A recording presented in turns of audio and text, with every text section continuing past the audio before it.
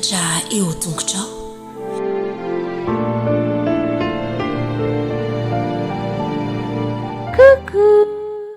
Manahoana daholo ny zazakely fa ary miarahaba ny ankizy rehetra izay dia faly miarahaba ny zaza minono ihany koa. Saotra an'Andriamanitra isika fa nomeny fitahiana indray dia tonga eto amin'ny fandaharana sady nomeny sabata koa ilay tsika dia miaraka amintsika izy. Andao hiaraka hivavaka hisaotra azy akambano ary ny tanana dia ahondrika ny loha dia akipy tsara ny maso.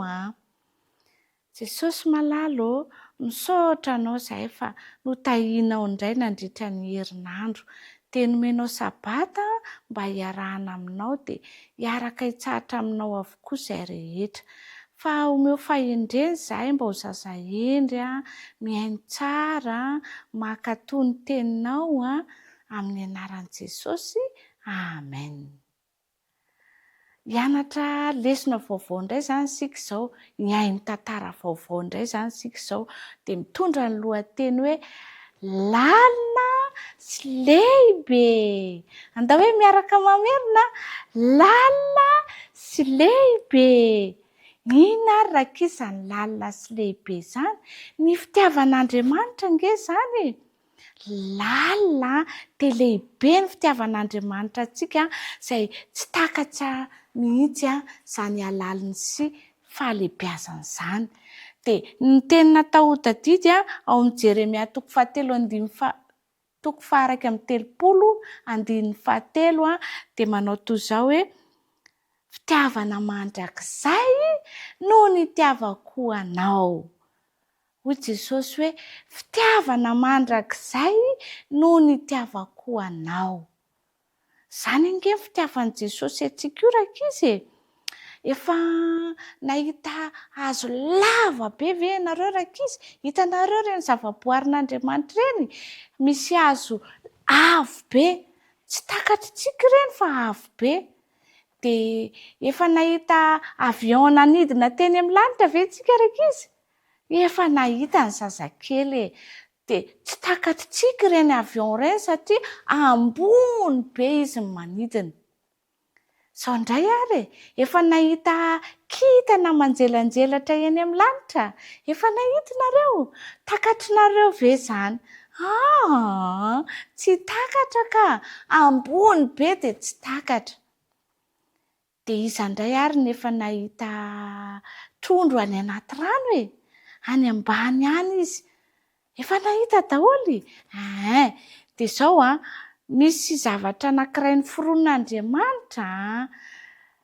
Hitanareo ty zavatra kely ty e. Hitanareo ve io? Any anaty ranomasina any no misy an'izy io. Dia izy tsy mba afaka miakatra ambony ohatran'ny tony trondro tony izy. Tsy mba afaka miakatra ambony ohatran'izao eny ambony rano izy fa any ambany ranomasina, any ambany be any no misy azy. Étoile de mer rankizy no anarany. Any ambany ranomasina, any amin'ny farany ambany any no misy azy. Ny fitiavan'Andriamanitra antsika rankizy dia sady avo be noho ny lanitra, noho ny avion, noho ny hazo, ambony be ny fitiavan'Andriamanitra antsika. Dia ambany be noho ny étoile de mer any anaty ranomasina any, mbola any ambany be any ny fitiavan'Andriamanitra antsika. Dia lehibe mihoatra noho ny habakabaka rankizy ny fitiavan'Andriamanitra antsika. Sady lalina be, no ambony be, no lehibe ny fitiavan'Andriamanitra antsika. Dia tsy takatritsika daholo ange izany rehetrarehetra izany. Fa tia antsika Andriamanitra dia mihaino antsika ka izy. Dia na dia zazakely ary isika, na dia zaza minono ary isika, na dia ankizy ary isika, na dia tanora ary isika, na dia olon-dehibe ary isika, dia tian'Andriamanitra avokoa. Dia mihaino antsika ange izy rehefa mivavaka isika, rehefa mitady azy isika, dia mihaino antsika ange izy satria tiany loatra isika. Dia hoy izy hoe lehibe ny fitiavan'Andriamanitra antsika. Dia avo be dia lalina be dia lehibe ny fitiavan'Andriamanitra sika rakizy. Tena mahafinaritra be nge izany e. Nareo koa ve aloha mba tia azy e? Tia anazy ve ianareo? Dia ohatra n'inona ny fitiavanareo azy ry zazakely? Lalina be sa avo be sa lehibe? Tena tiantsika Andriamanitra. Dia andao isika hanao hira anankiray ilaza amin'i Jesosy hoe tiako ianao Jesosy tiako ianao Jesosy ny toera ato am-poko. Ino tsara nge e? Atao ohatran'izao aloha ny tanana. Atao sarina fo. Dia hoe tiako ianao Jesosy mitoera ato am-poko. Averina indray atao indray ny tanana aloha izao atao ohatran'izao e. Atao sarina fo. Tiako ianao Jesosy mitoera ato am-poko.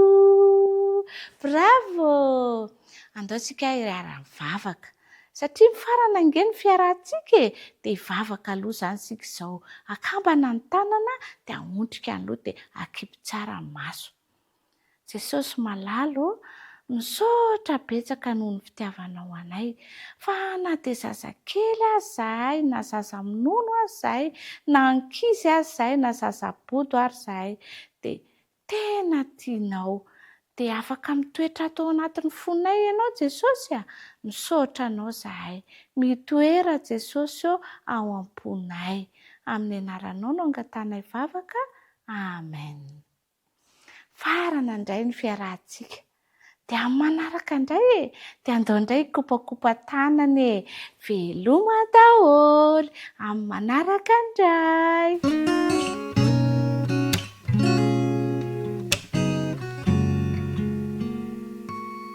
Faly miarabany kilonga rehetra tratra izao sapato izao izay famaranana ny 3 volana indray. Mahafinaritra fa liana daholo ny kilonga nandritra n'izay sapata 13 izay. Hanomboka ny fotoantsika araka ny mahazatra dia akambana ny tanana, ahondrika ny loha, akipy ny maso, hivavaka isika. Jesosy malalo, misaotra anao izahay fa manana fotoana indray hamerenana lesona. Ome fahendrena izahay ary aoka ho zaza endry mankatoa amin'ny anaran'i Jesosy nanaovana hivavaka. Amen. Eny ary, mino aho fa liana ny kilonga kely rehetra hamerina ny lesona fa 13. Lohateny, andao iarahantsika mamerina raha hoe 1, 2, 3 tonga soa ato amin'ny fianakaviana. Averinareo rery hoe? Bravo! Tena mahay reto kolonga kely reto. Tsy anjery ary miaraka manao tsy anjery isika. Ao aorianany 3, 1, 2, 3. Endre manahoana ny fitiavana nasehon'ny ray eo antsika dia ny antsony antsika hoe zanak'Andriamanitra. Mahay an'izany ve nareo ry kilonga? Hainareo izany satria efa nianaranareo nandritra ny enemana. Tiantsika Andriamanitra, mikarakara antsika mandrakariva Andriamanitra, tsy manadino antsika Andriamanitra na amin'ny fotoana manahoana na amin'ny fotoana manahoana. Efa hitantsika tamin'ny heriny ny tantaran'ny Naomi sy i Rota. Satria efa maty ny vadin'ny Naomi, maty ny zanany anankiroa, ny vadin'ny zanany anankiroa sisany teo sy izy. Dia nomeny safidy ilay vadin'ny zanany, i Orpa sy i Rota, nomeny safidy hoe mijanononareo eto Moab, eto amin'ny taninareo fa izaho ody any amin'ny tany Kanana, any amin'ny tany afiako. Fa i Orpa no nijanona, fa i Rota nanao hoe izay aleanao no aleako, izay firenenao no fireneko, ary ny Andriamanitra no Andriamanitra. Izany hoe tsy Rota fotsiny no narahany, tsy Naomi fotsiny no narahany Rota, fa ny Andriamanitry Naomi izay any an-danitra mikarakara antsika sy manao izay mahasoa atsika. Teny an-dalana ody ho an'ny Kanana dia falifaly ery Naomi sy Rota mihirahira manao andrehina hira any amin'ny sekoly sabaty ireny, mitsikitsiky, miarahaba izay olona hitany, mitsiky amin'izay olona hitany, manome fitiavana amin'izay rehetra mifanena aminy. Tsy kivikivy Naomi sy Rota fa nanana fanantenana tany am-pony tany. Nanana fanantenana izy fa miaraka aminy Andriamanitra, tsy mahafoy azy Andriamanitra. Rehefa tapitra ny lalana, ny ampondra no nitondra ny entana, izy mianaka mandeha fotsiny amin'izao dia tsy natsiaro reraka be izany izy. Tonga tao an-tanàna, tonga tany Kanana.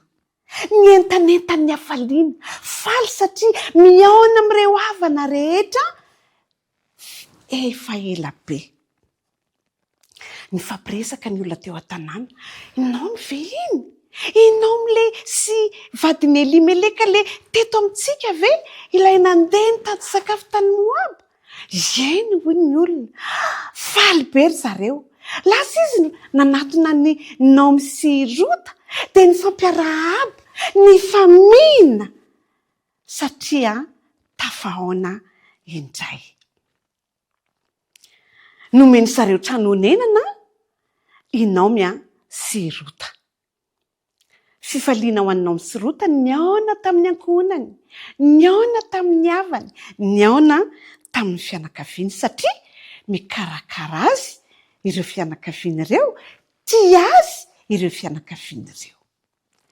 Ary Andriamanitra ihany koa dia mikarakara azy ireo fa nandritra ny fotoana maritraritra kely dia variana zareo hoe misy olona mivezivezy, mitondra antsy fandidiana vary, mitondra sobika, mitondra angady, fa ho aiza ary izy ireo? Andeha hitsinja vary satria fotoana fijijam-bary tamin'izay fotoana izay tany amin'ny tany nisy an'izy ireo.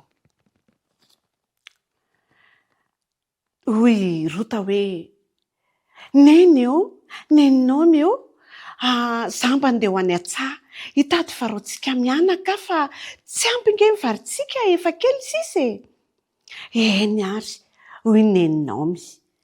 Dia ny fomaraina be ry zareo dia nakatady i Rota dia lasa nandeha nakany an-tsaha.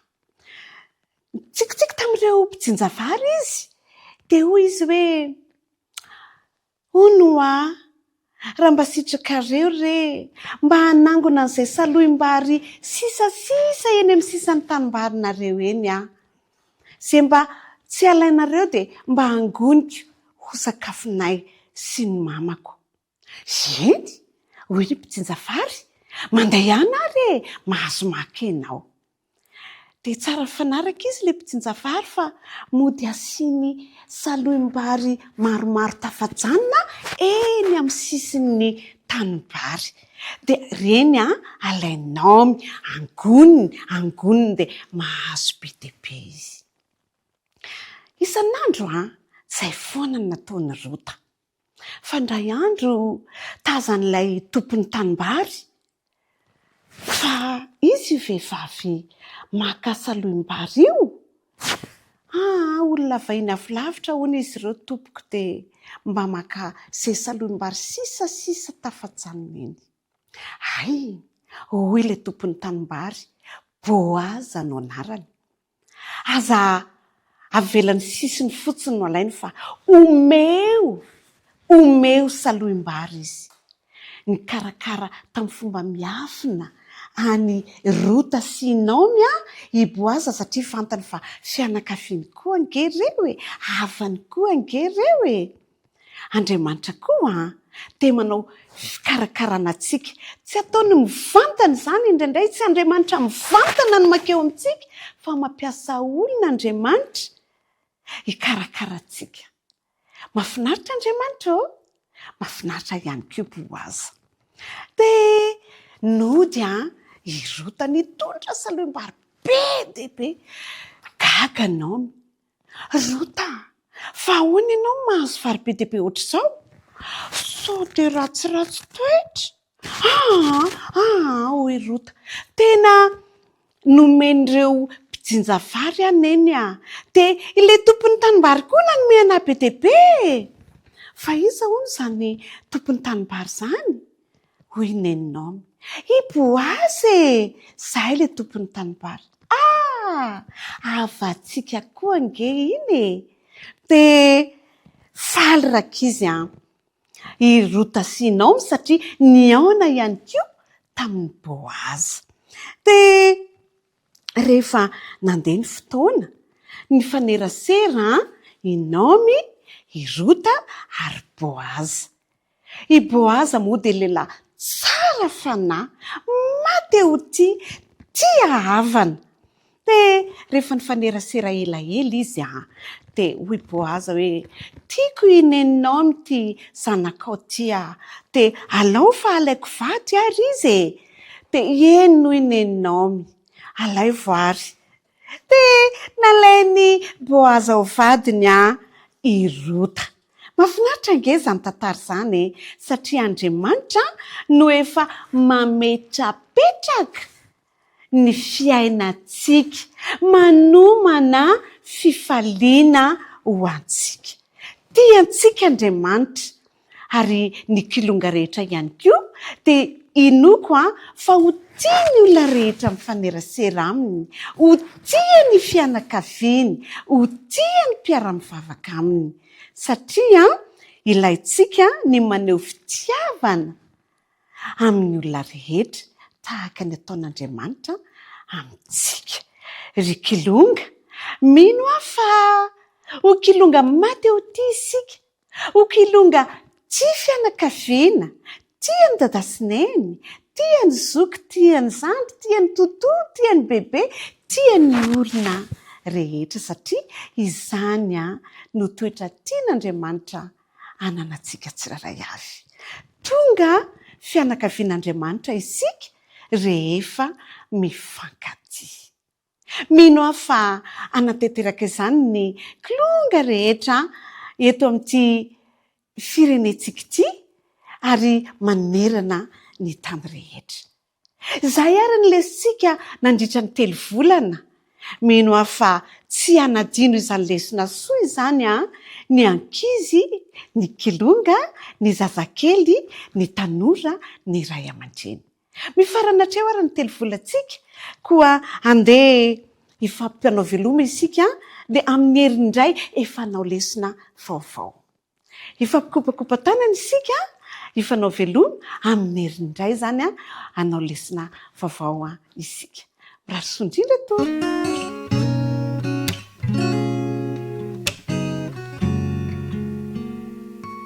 Amin'ny fifaliana trano rakizy miara-bako antsika rehetra. Tratra ity sabata mahafinaritra ity. Jesosy aneo mba sy hitanao manokana ato anatin'izao fiarahantsika izao. Tapitra sahady rakizy ny 3 volana. Mino fa nafinaritra antsika ny tantara izay niarahantsika teto. Androany dia hiaraka hamitina ny lohahevitra 17 antsika izay mamarana an'ity 3 volana ity. Izany lohahevitra izany dia mitondra ny lohateny hoe i Rota sy Boazy. Iza hony? I Rota sy Boazy.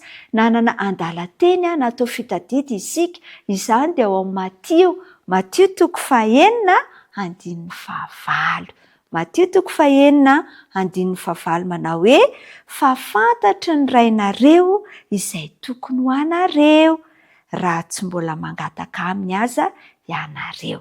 Fa fantatry ny rainareo izay tokony ho anareo raha tsy mbola mangataka aminy aza ianareo. Matio 9:9. Eny tokoa rakizy namako io Andriamanitra izay vavahantsika io dia mahafantatra izay rehetra ilaintsika. Inona re ny ilainao Inona no eritreretin'ny ankizy kely fa ilainy eo amin'ny fiainany fa omen'Andriamanitra antsika izany aoka tsika ino fa omeny antsika izany. ny tantaran'ny Rota trany no tantarantsika.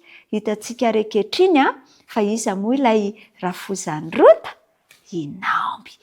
Ankehitriny dia tsy tany amin'ny tany Moaba intsony izany izao i Rota sy Naomi. I Rota dia tsy namela ny Naomi hody irery tany Betlehema, fa nanamafy izy fa ny Andriamanitry Naomi no Andriamaniny, ny fireneny Naomi no fireneny ary izay misy an'i Naomi no misy azy. Dia nitanterahany tokoa izany satria nifankatia fatratra izy mianaka reto rankizy. Rehefa tonga tany Betlehema izany izy ireo dia samy nieritreritra na i Naomi na i Rota hoe ahoana re no atao inona re ny fomba ataonay mba hivelomany Ary i Rota moa rankizy dia vehivavy tsara tarehy vehivavy tsara fanahy vehivavy be fitiavana ary tia mikarakara ny hafa. Dia nosaintsainy mandrakariva hoe inona ny ataoko mba hikarakarana aneny Naomi. Ka tao anatin'izany rehetra izany dia nazoto ny asa izany i Rota. Nitady ny hevitra rehetra izy hoe aiza no ahitany zareo sakafo hohanina. Dia tamin'ity indray mitoraka ity dia izao hoe tonga izany ny fotoana fijinjana vary. Efa nahita olona nijinja vary daholo ve ny ankizy? Mino aho fa efa nahita tanimbary. Manao ahoana ny lokon'ny vary? Mavomavo tsara tarehy ny vary. Rehefa mavomavo ny vary dia midika izay fa efa masaka dia tokony ho jinjaina. Ary tonga ny fotoana fijinjana vary. Dia ny ranonao minge izy rankizy andeha hitsipina vary. Nareo ve efa nitsipina vary teny an-tanimbary? Mino aho fa mbola betsaka amintsika tsy nanao izany kanefa mety efa maro koa ny nanao rehefa makany ambanivohitra. Fa mahafinaritra ny miasa any ambanivohitra. Dia nandeha nitsipina vary i Rota. Fomba ny tany amin'ny zareo dia izao, rehefa jinjaina ilay vary ka misy vary milatsaka ngeraka izy amin'ny tanimbary dia tsy azo rofina izany ilay vary latsaka iny fa tsipon'ireo sahirana. Dia nitsipina an'ireny no nataon'ny Rota.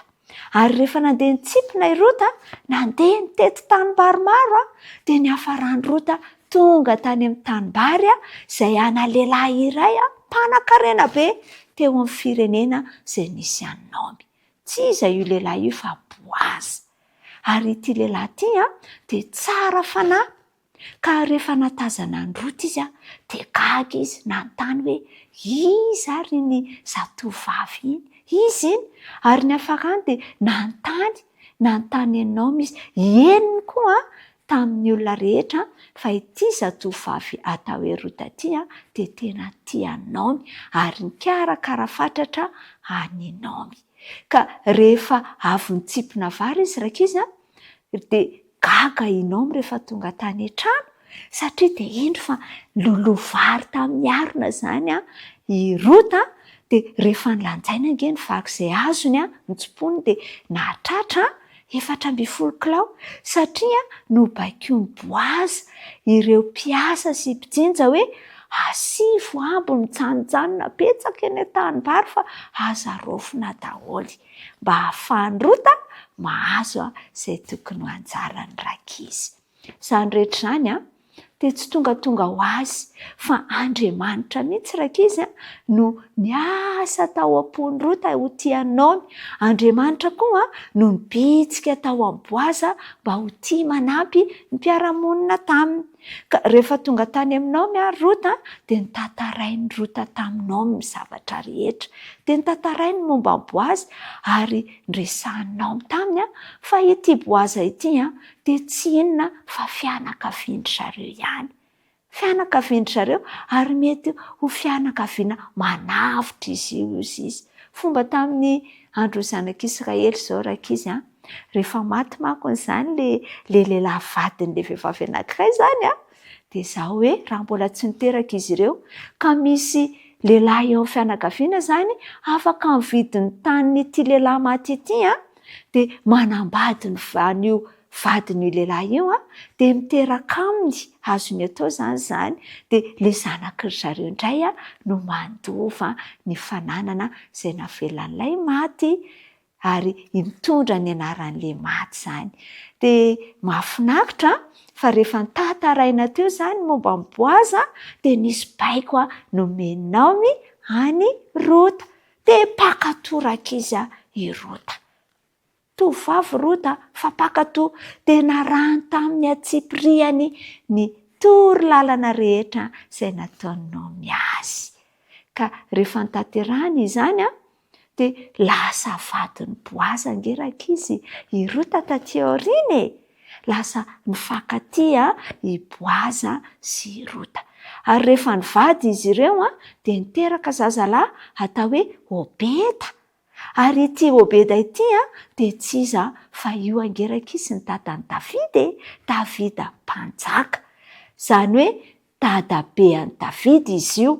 Izy io no niteraka an'i Jese dia Jese niteraka an'i Davida. Ary fantatritsika fa i Davida avy amin'ny Davida no niterahany Izare, niterahany Jesosy ilay maty namonjy antsika. Eny tokoraka izy. Mahafantatra izay ilaiko dia mahafantatra izay ilainao koa ange Jesosy. Ka mety mandalo zava-tsarotra tsika fa rehefa makatoa tsika, rehefa be fitiavana tsika ary manaiky mibaiko rehetra izay omena tsika dia mora amin'Andriamanitra ny mampiasa tsika mba azo fitahiana. Ary nafinaritra tamin'ny Rota dia lasa razamben'i Jesosy i Rota izay Moabita. Dia itsika io koa zany rak'izy namana ahoana toerana misy antsika dia tadidio fa azon'i Jesosy ampiasaintsika hitondra famonjena ho an'ny namantsika. Omeny Jesosy antsika izay ilaintsika ary tsarovy fa ianao dia ilain'i Jesosy ho ampiasainy hamonjy ny hafa. Ka andao ary ho angatantsika daholo izay ilaintsika mba hahafahan'i Jesosy mampiasa antsika. Ny fandriako ary dia ho ankizy izay azon'i Jesosy ampiasaina ny ankizy kely ary ny teny fikasana rehetra izay nomeny Jesosy dia ho tanteraka amintsika. Dia izay indray ny fiarahantsika ankizy malala. Mihaona eto indray tsika manaraka no fahasoavan'Andriamanitra mametraka amin'ny veloma mandram-piaona ho anao indray. Ho sabata ho santatra ny sabata irahantsika amin'i Jesosy any an-danitra ny sabata izay irahanao androany. Veloma daholo tompoko.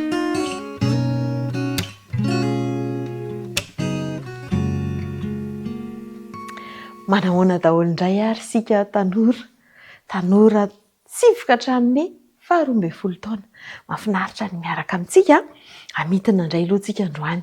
Lesona farany amin'ity 3 volana ity no iarahantsika mamitina dia ny lohahevitra fa 13. Irak'Andriamanitra manokana no lohateny izay nianarantsika. Irak'Andriamanitra manokana.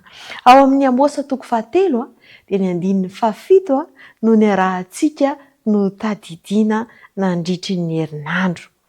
Manao hoe tsy manao na inona tokoa Jehovah Tompo raha tsy milaza ny heviny amin'ny mpaminany mpanompony. Tadidinareo ve andao averinandre mandeha? Tsy manao na inona tokoa Jehovah Tompo raha tsy milaza ny heviny amin'ny mpaminany mpanompony. Resaka faminaniana no resahantsika.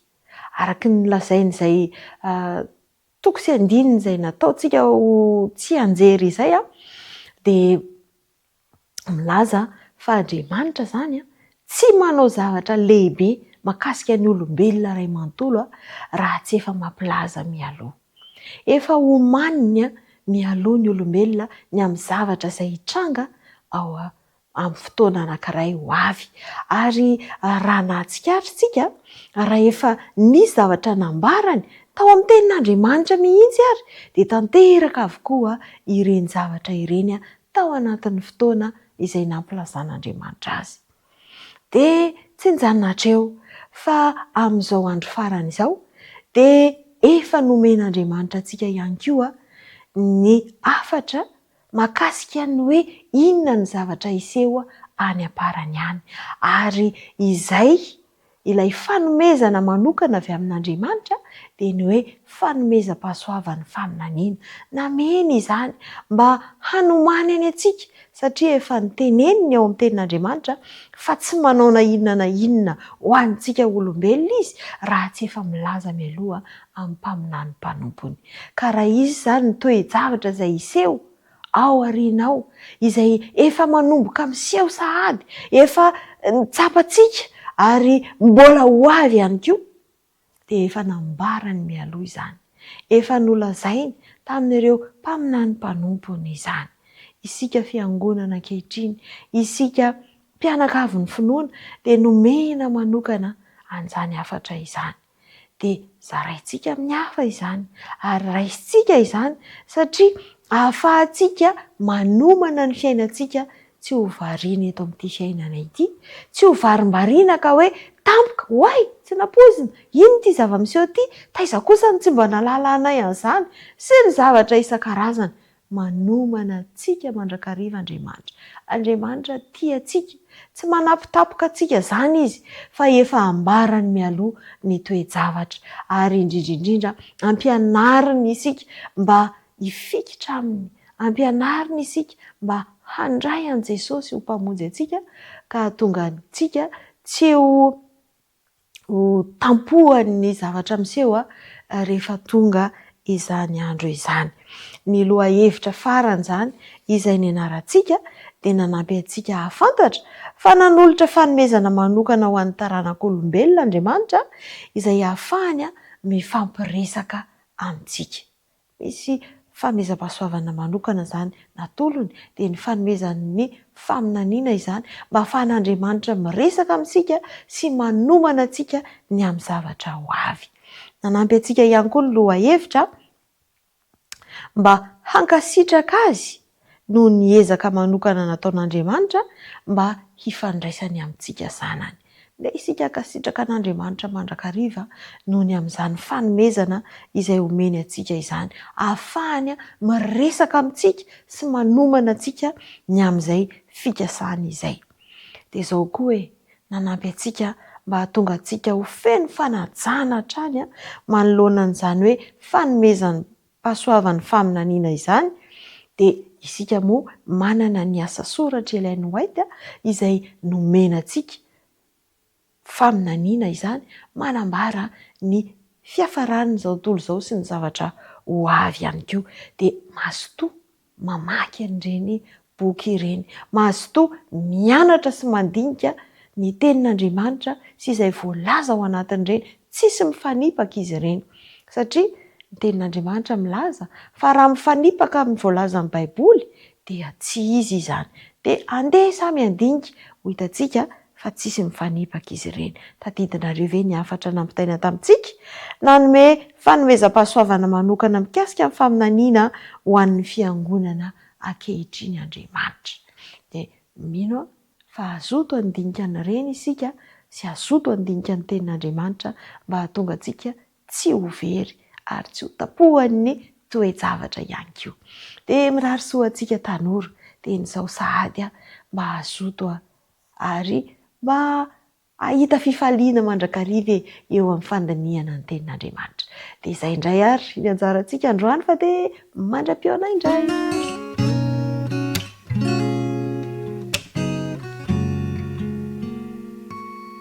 Miarabany tanora mantoanto rehetra, miarabany zoky ny ray aman-dreny ny zandry rehetra ihany koa natratra izao fotoana izao isika izay hamerenantsika ny lesona ny anarana nandritra ny herinandro. Lohahevitra faharoa ambin'ny folo isika izay andresantsika ny amin'ny akanjo fiadian'Andriamanitra. Ny andinina tao tadina, andininy fototra dia izay voasoratra indrindra amin'ny Korinthiana voalohany toko faha 9 andininy faha 7 sy faha 5 dia rahantsika mamerina izany. Tsy fantatrareo va fa izay rehetra mihazakazaka amin'ny tany fihazakazana dia samy mihazakazaka avokoa nefa ny iray ihany mahazo ny loka. Mihazakaza toy izany mba hazonareo. Ary ny mpiazakazaka rehetra dia mahony tena ny amin'ny zavatra rehetra kanefa ireny dia mitady satro-boninahitra mety ho loha fa ny antsika kosa ny tsy mety ho loha. Ny fiainantsika eto amin'ity tany ity dia feno hazakazaka ary hiazakazaka ho any an-danitra isika tsirairay avy izao. Dia raha eto tany isika dia satro-boninahitra mety ho loha no hifandrombahana ary ray ihany no mahazo an'izany satroboninahitra izany. Fa ilay satroboninahitra izay omanin'Andriamanitra ho antsika kosa dia maro no afaka azo an'izany. Izay rehetra tonga any dia mahazo satroboninahitra avokoa ary ilay satroboninahitra dia satroboninahitra tsy mety ho lo. Ahoana ary ny fomba ataontsika mba ahafahantsika mahazo ny satroboninahitra izany? Indray andro tamin'ny lalao Olimpika tany amin'ny taona 1770 tany dia nisy mpinamana maromaro nandray anjara tamin'izany lalao hazakazaka izany. Rehefa nandeha izy reto dia niaraka niainga ary efa dodina tsindrin-taona izy reto nanao an'izany hazakazaka izany tamin'ny andro migaingaina. Niorakoraka ny mpijery rehetra naporisika ny tsirairay avy. Tapoka teo anefa dia nangina ny rehetra. Fa inona ny zavaniseho? Nisy ray tamin'izy reto nianjera, tafotohina dia nianjera. Dia nierika nijery reto namana izay efa lasa loha ka nijery ny zavaniseho hoe fa inona no nitranga. Dia nahita ny namana izay lavo tamin'ny tany izy. Ary tamin'izay indrindra dia nanapa-kevitra reto lasa loha ireto fa hiverina hampiakatra anarina ilay namana izay nianjera ka nitantana azy indray mba hamonjy ny fitodiana farany. Niorakoraka sy nitehatehaka ny mpijery rehetra tamin'izay fotoana izay ary teo ny nahatsapana fa tsy izay ilay voalohany loatra no zava-dehibe fa ny fiarahana tonga izay no tanjona tao anatin'ity lalao izay natao ity. Isika koa amin'ny maha-kristianina antsika dia adintsika indrindra ny mitaona ny hafa mba hiara-dalana amintsika ho any amin'ny fiainana mandrakizay. Tsy azontsika atao ny mamela ny namantsika ho tavela eto amin'ity tany ity fa adintsika ny mifampitantana mba hahazo ilay satroboninahitra tsy mety ho lo izay omanin'Andriamanitra ao antsika. Eo amin'ny ady ataontsika, eo amin'ny hazakazaka ataontsika dia ilaintsika indrindra ny manana ny fiadian'Andriamanitra mba ho vonona isika hahatratra ilay satroboninahitra. Mety hoe betsaka ny zavatra misarika antsika eny amin'ny fiainana eny fa ilaintsika mandrakariva ny fanampiany fanahy masina. Ilaintsika ny mivavaka isan'andro tsy mitsahatra mba ahafahan'Andriamanitra manampy antsika mba ahazoantsika ny fandresena izay efa nomaniny ho antsika tsirairay avy. Dia fantaro ny loharampahamehanao, fantaro ny lohalarana eo amin'ny fiainanao. Inona no zavatra ataonao lohalarana eo amin'ny fiainanao move mitarika anao mba hahazo ilay satroboninahitra dia ny fiainana mandrakizay izany sa mitarika anao ho tavela eto amin'ity tany ity. Ny rariko ry tanora mantoanto namana dia izao hoe isika tsirairay avy izao dia hitafy ilay fiadian'Andriamanitra izay omeny antsika, omeny maimaim-poana izany mba ahafahantsika mandrombaka ilay satroboninahitra izay efa omaniny ho antsika tsirairay avy.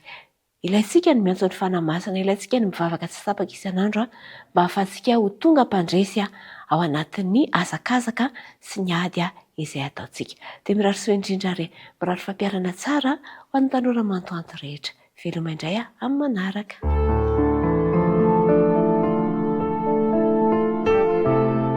Mianatra eo tongotrao